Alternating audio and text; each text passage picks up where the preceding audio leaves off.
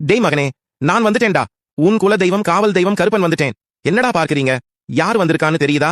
கல்லுக்குள்ளையும் இருப்பேன், கருவேல காட்டுக்குள்ளையும் இருப்பேன். கூப்பிட்ட குரலுக்கு ஓடோடி வந்து நிப்பேன். அவன்தான்டா இந்த கருப்பன். இன்னைக்கு நான் சும்மா வரல. மனசு முழுக்க பாரத்தோடையும் கொஞ்சம் கோபத்தோடையும் வந்திருக்கேன். ஏன் தெரியுமா? நீங்க பண்றது எதுவும் சரியில்லடா. எதுவும் சரியில்ல. என்ன நினைச்சிட்டு இருக்கீங்க மனசுல?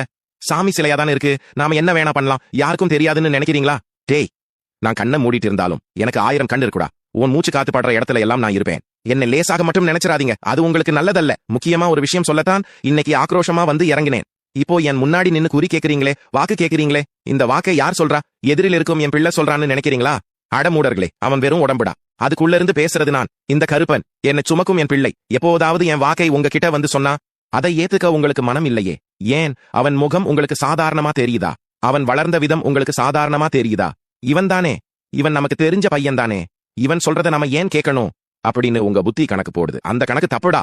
அவன் வாயிலிருந்து வரும் ஒவ்வொரு வார்த்தையும் நான் அவனுக்கு ஊட்டி விடுறது. அவனை நீங்கள் அவமானப்படுத்தும் போது, அவனை கேவலமா பார்க்கும் போது அவன் கலங்கலடா.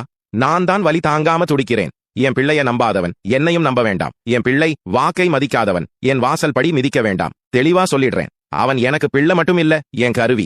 அவனை பத்தி தப்பா பேசுற ஒவ்வொருத்தரும் என் கிட்ட தான் மோதிக்கிட்டு இருக்கீங்க. ஜாக்கிரதை.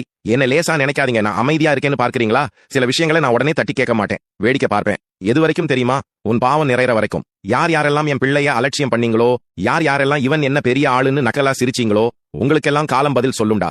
அன்னைக்கு தெரியும் இந்த கருப்பன் யாருன்னு. நான் நினைச்சா ஒரே நொடி போதும் உங்க வாழ்க்கைய தலைகீழா மாத்தி காட்டுவேன். ஆனா நான் அதை செய்ய மாட்டேன். ஏன்னா நான் தண்டிக்கிற தெய்வம் இல்ல, திருத்துற தெய்வம். இப்பவும் சொல்றேன், திருந்திடுங்க. என் வாக்கு மேல நம்பிக்கை வைங்க. வெளிவேஷம் போடுறவங்களை எனக்கு பிடிக்காது. உன் மனசுல ஒண்ணு வச்சுக்கிட்டு வெளியில பக்தி மாதிரி நடிக்காத. அந்த நடிப்பு என்கிட்ட எடுபடாது.